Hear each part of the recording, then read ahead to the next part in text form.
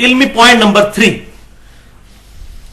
کہ بعض لوگوں کا یہ دعویٰ ہے کہ رکوع میں جاتے وقت اور رکوع سے اٹھتے وقت رفع الیدین منسوخ ہو گیا تھا. وہ مانتے ہیں جی ہم سینکڑوں حدیث ہیں لیکن وہ پہلے کرتے سن بعد ہی ختم ہو گیا سی. پہلے کرتے تھے بعد میں نبی صلی اللہ علیہ وسلم نے چھوڑ دیا. اس میں 3 دلائل یہ پیش کرتے ہیں اور وہ دلائل جو ہے مکڑی کے جالی کی طرح ہے, وہ آپ کو اندازہ ہو جائے گا. پہلی یہ دلیل پیش کرتے ہیں کہ جی وہ ایک حدیث ہے کہ صحابہ کرام علیہم رضوان, ایک حدیث ہے سن سنا کے سننی, ہم پڑھ پڑھا کے سننی, یہ سن سنا کے سننی. ایک حدیث ہے کہ وہ بعض منافقین جو ہیں وہ اپنی بغلوں میں بت رکھ کر تو نبی صلی اللہ علیہ وسلم کے پیچھے آ کے نماز نیت کر لیتے تھے, تو آپ صلی اللہ علیہ وسلم رفع الیدین کرتے تھے تاکہ وہ بت گر جائے.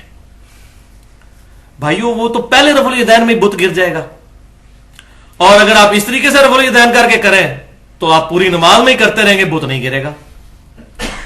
یہ حدیث دنیا کی کسی کتاب میں, حدیث کی کتاب میں بغیر سند کے بھی موجود ہو, ضعیف کی تو بات ہی نہیں میں کر رہا, بغیر سند کے حدیث کی کتاب میں, ہم سارے کے سارے معاملات جو ہیں وہ چھوڑنے کے لیے تیار ہیں. اتنا بڑا چیلنج ہے, ورنہ پھر توبہ کریں, اللہ سے ڈر جائیں. اتنے بڑا جملہ, اور اس میں وہی بات کروں گا جو بخاری اور مسلم کی متفق علیہ حدیث ہے. آپ صلی اللہ علیہ وسلم نے فرمایا جس شخص نے میری طرف جھوٹی حدیث منسوب کی وہ اپنا مقام دوزخ میں دیکھ لے. توبہ کریں.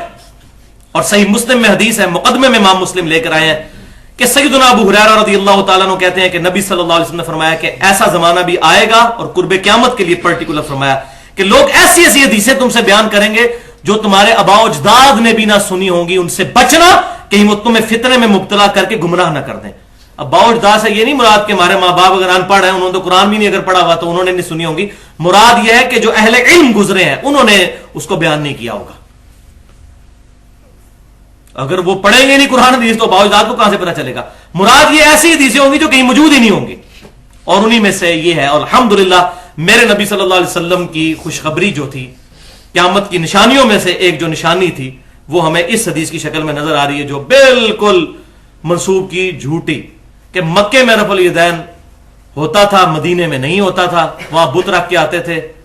اور حالانکہ بخاری اور مسلم میں ان راویوں نے ان احادیث کو بیان کیا جو فتح مکہ کے بھی بعد مسلمان ہوئے ہیں, جب پورے عرب میں ریولوشن آ چکی تھی, پروفٹ صلی اللہ علیہ وسلم کا ہولڈ ہو چکا ہوا تھا. اس وقت کسی کی مجال تھی کہ بت رکھ کے آتا, لیکن جھوٹ کے کوئی پاؤں نہیں ہوتے. دیکھ لیں آپ سیدنا مالک ابن حویرث رضی اللہ تعالیٰ عنہ غزوہ تبوک کے موقع پر مسلمان ہوئے. بخاری اور مسلم میں وہ کانوں تک والی حدیث رکوع میں جاتے وقت رکوع سے اٹھتے وقت بیان کرتے ہیں. وائل بن حجر کی صحیح مسلم میں حدیث ہے, وہ بھی رفع الیدین والی. یہ بھی 9 ہجری کے اندر مسلمان ہوئے, اور پھر یہ اگلے سال دوبارہ آئے سردیوں کے موسم میں, اور چادروں میں رفع الیدین کرتے ہوئے دیکھا. اور وہ کہتے ہیں میں پرٹیکولر آیا اس لیے تھا کہ میں نبی صلی اللہ علیہ وسلم کی نماز کا طریقہ دیکھوں. سنن نبی داؤد اور سنن نسائی میں یہ ڈیٹیل موجود ہے, پچھلے لیکچر میں نے ڈیٹیل کے ساتھ بیان کیا. اب دوسری قسم کی احادیث جو ڈاکٹر طاہر القادری صاحب نے پیش کی ہیں منہاج السوی میں اپنے مسلک کو ثابت کرنے کے لیے, وہ بھی ذرا سن لیجئے. وہ عدم ذکر والی احادیث, ہیڈنگ باندھی ہے رفع الیدین نہ کرنے کا بیان, اور نیچے حدیث کیا لے کر آ رہے ہیں کہ صحیح بخاری اور مسلم کی متفق علیہ حدیث ہے کہ ایک صحابی نے تیزی کے ساتھ نماز پڑھی, آپ صلی اللہ علیہ وسلم کو آ کر سلام کیا, آپ صلی اللہ علیہ وسلم نے سلام کا جواب دیا, اور پھر کہا کہ نماز دوبارہ پڑھو, تم نے نماز نہیں پڑھی. حالانکہ پڑھی ہوئی تھی لیکن بڑی تیزی سے پڑھی. دوسری دفعہ بھی ہوا, آپ صلی اللہ علیہ وسلم نے سلام کا جواب دیا, پھر یہی فرمایا کہ دوبارہ پڑھو, تم نے نماز نہیں پڑھی. تیسری یا چوتھی دفعہ راوی کہتے ہیں کہ آپ صلی اللہ علیہ وسلم سے اس نے ریکویسٹ کی کہ مجھے یا رسول اللہ صلی اللہ علیہ وسلم نماز کا طریقہ سکھا دیجئے کہ میری غلطی کہاں پر ہے. تو آپ صلی اللہ علیہ وسلم نے فرمایا کہ جب تم نماز کا ارادہ کرو تو اچھے طریقے سے وضو کرو, پھر قبلہ رخ ہو کر کھڑے ہو اور اللہ کی تکبیر کہہ کر نماز شروع کرو, اور آسانی سے جو قرآن میسر ہو وہ پڑھو, پھر سکون کے ساتھ رکوع میں جاؤ, پھر رکوع سے کھڑے ہو تو بالکل سیدھے کھڑے ہو جاؤ سکون کے ساتھ, وہی ہاتھ چھوڑ کر ہی کھڑے ہونا ہے قومے میں, حتیٰ کہ ہر ہڈی اپنی جگہ پر آ جائے, جو ابو حمید سعدی رضی اللہ تعالیٰ عنہ بھی کہتے ہیں. اس کے بعد سکون سے سجدہ کرو, پھر 2 سجدوں کے درمیان بھی سکون سے بیٹھو. یعنی وہ تیزی تیزی سے نماز پڑھ رہے تھے, تو آپ صلی اللہ علیہ وسلم نے ان کو ایک ایک رکن سکھایا جس میں وہ تیزی کر رہے تھے. پھر دوسرا سجدہ کرو, اس کے بعد بھی سکون سے بیٹھ جاؤ, اور پھر اس کے بعد دوسری رکعت کے لیے کھڑے ہو. یہ بخاری میں بھی ہے اور مسلم میں بھی, اور میں نے بخاری کا جو ترک پڑھا وہ انٹرنیشنل نمبر کے مطابق 6251 ہے. وہ کہتے ہیں دیکھیں جی ڈاکٹر طارق قادری صاحب کہتے ہیں اس میں رفع الیدین کا ذکر ہی کوئی نہیں, لہٰذا طریقے میں ہے ہی کوئی نہیں. تو بھائیو اس میں تو سبحان ربی العظیم کا بھی ذکر کوئی نہیں ہے, اس میں سبحان ربی الاعلیٰ کا بھی ذکر کوئی نہیں ہے, اس میں التحیات للہ والصلوات والطیبات کا بھی ذکر نہیں, اس میں پہلے رفع الیدین کا بھی ذکر نہیں, وہ بھی منسوخ ہو گیا. جھوٹ کے پاؤں نہیں نہ ہوتے. یہ تو ان کی غلطی ان کو بتائی جا رہی تھی کہ وہ کہاں پر غلطی کر رہے ہیں, وہی غلطی تو ایڈریس کرنی تھی. تو اس کو کہا جاتا ہے عدم ذکر, کہ یہاں پر جس چیز کا ذکر ضروری تھا وہی کیا, باقی کا ذکر عدم ہے, یعنی وہ جس کو ہم کہتے ہیں انڈرسٹوڈ ہے کہ وہ تو کام کرنا ہی کرنا ہے, لیکن تمہاری یہ غلطی ہے, اس کو دور کرو. یہ روایتیں پیش کرتے ہیں, کہتے ہیں رفع الیدین کا ذکر نہیں, پہلے کا بھی نہیں ہے. اور حالانکہ خود اس حدیث پر عمل نہیں کرتے. اس میں ساتھ ہی موجود ہے کہ دوسرا سجدہ کر کے بھی بیٹھ جاؤ اور پھر دوسری رکعت کے لیے کھڑے ہو. تو اس میں پنجابی میں اس کی ٹرانسلیشن صحیح ہو سکتی ہے, دل بے ایمان تے اجتا ٹیر. اگر دل میں بےایمانی آ جائے نا تو پھر دلائل بہت زیادہ ہے, بیان کرتے جائے. اگر اسی حدیث پر عمل کرنا تھا تو 6251 میں موجود ہے دوسرا سجدہ کر کے بیٹھ کے اٹھو, تو اس طرح کرے نا اس پہ عمل. لیکن وہ نہیں کریں گے, وہ اپنے فرقے کے خلاف بات ہو جائے گی, پھر تو بات کہیں اور نکل جائے گی. تو دل بے ایمان تے حجتا ٹیر, یعنی اگر دل میں بےایمانی ہو تو پھر دلائل بہت سے گھڑے جا سکتے ہیں. اسی طریقے سے بخاری اور مسلم سے ایک اور حدیث پیش کرتے ہیں, اس پہ امام بخاری نے باب باندھا ہوا ہے تکبیرات کا بیان, کہ سیدنا ابو ہریرہ رضی اللہ تعالیٰ عنہ جب بھی نماز شروع کرتے تو اللہ اکبر کہتے, رکوع میں جاتے تو اللہ اکبر کہتے, رکوع سے سر اٹھاتے تو سمیع اللہ لمن حمیدہ ربنا ولک الحمد کہتے, سجدے میں جاتے تو اللہ اکبر کہتے, سجدے سے سر اٹھاتے تو اللہ اکبر کہتے, دوسرے سجدے میں جاتے تو اللہ اکبر کہتے, کرتے کرتے 22 دفعہ اللہ اکبر کہتے. اینڈ پہ وہ کہتے کہ میں تم سب سے زیادہ رسول اللہ صلی اللہ علیہ وسلم کی نماز سے واقف ہوں. آپ صلی اللہ علیہ وسلم اپنی وفات تک اس طریقے سے نماز پڑھتے رہے. وہ کہتے ہیں دیکھو جی وفات کا بھی ذکر آ گیا, رفع الیدین تھے کوئی نہیں ہے. وہ بتاتے نہیں کانٹیکسٹ کیا ہے. پورا چیپٹر ہے بخاری اور مسلم میں کہ بنو امیہ کے شریر گورنروں نے تکبیرات کہنے کی سنت چھوڑ دی تھی, ان کو ایڈریس کیا تھا سیدنا ابو ہریرہ نے کہ تم تکبیرات نہیں کہتے کیوں, اس میں تو پہلے رفع الیدین کا بھی ذکر کوئی نہیں, تو وہ بھی ختم ہو گیا. پھر اس میں سورۃ الفاتحہ کا ذکر کوئی نہیں, سبحان ربی العظیم کا ذکر کوئی نہیں, سبحان ربی الاعلیٰ کا نہیں. اور مارے بھی بولے بھائی اٹھا کے آ جاتے ہیں اور یہ حدیث نکال دیجیے انہوں نے بخاری مسلم سے. اور میں کہتا ہوں یہ نکالتے رہے تاکہ ہم ان کے اصلی چہرے لوگوں کو بتاتے رہیں کہ یہ آپ امت کے ساتھ کیا کر رہے ہیں. تو یہ تکبیرات کا چیپٹر ہے, اس کو سمجھیں. فزکس کی ایک کتاب ہے, اس میں ایک ریلیٹیوٹی کا چیپٹر ہوگا, ایک ہوگا گریوٹی کا. آپ کو کہ جی گریوٹی کا چیپٹر دیکھیں, اس میں ریلیٹیوٹی کہیں نہیں موجود, وہ چیپٹر ہی گریوٹی کا. ریلیٹیوٹی کے چیپٹر میں ریلیٹیوٹی کی باتیں ہوگی. اسی طریقے سے تکبیرات والا چیپٹر یہ ہے, اور نماز کا رفع الیدین پہ پورا چیپٹر الگ سے ہے بخاری اور مسلم میں, اس میں رفع الیدین والی حدیثیں ملیں گی. اس کی طرف نہیں جاتے اور امت کو دھوکہ دینے کی کوشش کرتے ہیں. میں وہی بات کروں گا, وَأَنْتُمْ تَعْلَمُونَ, تم جانتے تو ہو. اور تیسری اور آخری دلیل اس کانٹیکسٹ میں جو دیتے ہیں منسوخی پر, یہ بھی زبان زد عام انہوں نے کروا دی ہے. وہ کہتے ہیں جی وہ نبی صلی اللہ علیہ وسلم نے صحابہ کرام کو رفع الیدین کرتے ہوئے دیکھا تو کہا کہ سرکش گھوڑوں کی دموں کی طرح ہاتھ نہ اٹھایا کرو, نماز میں سکون کیا کرو. اور یہ حدیث بھی آؤٹ آف کانٹیکسٹ پیش کرتے ہیں. یہ حدیث صحیح مسلم میں بھی موجود ہے, سنن ابی داؤد میں بھی موجود ہے, سنن نسائی میں بھی موجود ہے. اور اس کے اوپر باب کا ذرا نام پڑھ لیا جائے تو آپ کو سمجھ آ جائے گی کہ ادھر بھی مولوی گھس گیا. اماموں نے ان پر باب کیا باندھا ہے, سلام کے وقت ہاتھ اٹھانے کی ممانعت. رفع الیدین کہتے ہیں ہاتھ اٹھانے کو. ہاتھ کسی طریقے سے بھی اٹھایا جائے گا, عربی میں اس کو رفع الیدین ہی کہا جائے گا. چاہے ایسے اٹھاتا ہے, کوئی ایسے اٹھاتا ہے مارنے کے لیے, رفع الیدین ہی ہوگا. سلام پھیرتے وقت ہاتھ اٹھانے کی ممانعت, یہ ہے چیپٹر کا نام.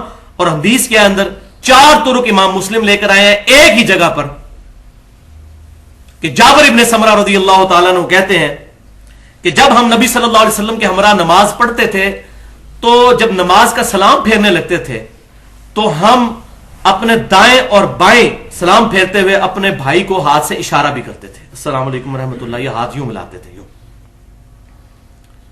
تو آپ صلی اللہ علیہ وسلم نے ہمیں اس سے منع فرمایا. آپ صلی اللہ علیہ وسلم کو کیسے پتا چلا؟ بخاری اور مسلم کی متفق علیہ حدیث ہے کہ آپ صلی اللہ علیہ وسلم فرماتے ہیں کہ اپنی صفوں کو سیدھا رکھا کرو, اللہ کی قسم تمہارا خشوع اور خضوع بھی مجھ پر پوشیدہ نہیں, میں اپنی پیٹھ کے پیچھے بھی دیکھتا ہوں. نبی صلی اللہ علیہ وسلم کا یہ معجزہ تھا کہ آپ کی یہاں پر آنکھ مبارک نہیں تھی, لیکن آپ کو پیٹھ کے پیچھے بھی 360 ڈگری کا ویژن نظر آتا تھا. تو آپ جب نماز پڑھا رہے ہوتے تھے تو صحابہ کرام کوئی اگر ایسے ایسے کر رہے ہیں تو آپ فرماتے ہیں خشوع خضوع بھی میں دیکھ رہا ہوتا ہوں، کوئی کتنی دلچسپی سے نماز پڑھ رہا ہے، تو آپ کو نظر آ رہا ہوتا تھا. تو وہ کہتے ہیں کہ نبی صلی اللہ علیہ وسلم جب ہم نے یہ کام شروع کیا، ابھی حضور نے تو تعلیم نہیں فرمایا تھا، خود انہوں نے شروع کیا، تو آپ صلی اللہ علیہ وسلم فرمایا کہ تم سرکش گھوڑوں کی دموں کی مانند ہاتھ کے ذریعے اشارہ نہ کرو، تمہارے لیے اتنا ہی کافی ہے کہ ہاتھ زانوں پر رکھو، زانوں پر، جس کو ہم عربی میں پٹ کہتے ہیں، اتحیات والی پوزیشن میں ہی ہاتھ رہنے دو، تمہارے لیے اتنا ہی کافی ہے کہ دائیں اور بائیں توجہ کر لیا کرو، اور السلام علیکم ورحمۃ اللہ، السلام علیکم ورحمۃ اللہ جو ہم کرنے کے قائل ہیں. اہل تشیع بھی ہے، میں نے پچھلی دفعہ بتایا تھا، لیکن وہ کہتے ہیں دونوں طریقے ثابت ہے. السلام علیکم ورحمۃ اللہ وہ ایسے کر لیتے ہیں اور بعد میں 3 دفعہ اللہ اکبر کہتے ہیں، وہ ہمارے نزدیک بھی ثابت ہے بلند آواز سے اللہ اکبر، لیکن وہ نماز کا حصہ نہیں ہوتا ان کا آخر میں 3 دفعہ ایسے کرنا. تو یہ صحابہ کرام کا اپنا اجتہاد تھا، تو جو اجتہاد ٹھیک ہوتا تھا آپ صلی اللہ علیہ وسلم انڈورس کر دیتے تھے، جو اجتہاد غلط ہوتا تھا اس کی ممانعت کر دیتے تھے. بخاری میں حدیث ہے، جب وہ ایک صحابی نے پڑھا حمدن کثیرن طیبا مبارکن فی، آپ نے مور لگا دی. آپ صلی اللہ علیہ وسلم میں نے 30 سے زیادہ فرشتوں کو دیکھا کہ تمہارا ثواب لکھنے کے لیے آپس میں بالکل لڑ رہے ہیں، اور یہ صحیح مسلم میں بھی روایت موجود ہے. لیکن بعض اوقات نہیں. سنن ابن ماجہ میں صحیح حدیث ہے، ایک صحابی نے سجدہ کیا نبی صلی اللہ علیہ وسلم کو اور کہا یا رسول اللہ میں کوفیوں کے پاس گیا تھا، ہیرا نامی ایک جگہ ہے وہاں پر، یہ نجدیوں سے ہی ساری بدعتیں نکلتی ہیں، وہاں میں نے دیکھا کہ لوگ اپنے سردار کو سجدہ کرتے ہیں، تو میں نے کہا آپ کو بھی سجدہ کروں. یہ قیاس کیا، اجتہاد کیا، اس اجتہاد کو آپ نے انڈورس نہیں کیا، اور آپ صلی اللہ علیہ وسلم فرمایا کہ اپنا سر اٹھاؤ. اگر میں جائز سمجھتا تو بیویوں کو کہتا کہ اپنے خامدوں کو سجدہ کریں، اس حق کے سبب جو اللہ نے ان کو دیا ہے. یہاں آپ صلی اللہ علیہ وسلم نے مور کوئی نہیں لگائی، اور بالکل اس طریقے سے یہاں پر بھی مور نہیں لگائی کہ تم یہ جو ہاتھ ایسے اٹھاتے ہو یوں نہ اٹھاؤ، ہاتھ زانوں پر رہنے دو، صرف توجہ کر لیا کرو. اب آ رہی جناب کڑوی بات. میں یہ چیلنج کرتا ہوں تمام دنیا کے علماء کو کہ میرے محبوب صلی اللہ علیہ وسلم کی کوئی ایک سنت بتائیں جو آپ نے بعد میں چھوڑ دی ہو. کئی ایسی سنتیں ہیں جو آپ نے چھوڑ دی، میں مثالیں بھی 3 دیتا ہوں، اور لیکن آپ نے چھوڑنے کے بعد ان کے بارے میں سخت لفظ استعمال کیے ہو ہی نہیں سکتا، یا حضور خود نہیں وہ کرتے ہوں گے. مثلا جب شراب جائز تھی اس وقت صحابہ پیتے تھے، نبی صلی اللہ علیہ وسلم نے اعلان نبوت سے پہلے نہ بعد میں کبھی کوئی گناہ کبیرہ نہیں کیا، الحمدللہ معصوم ہے.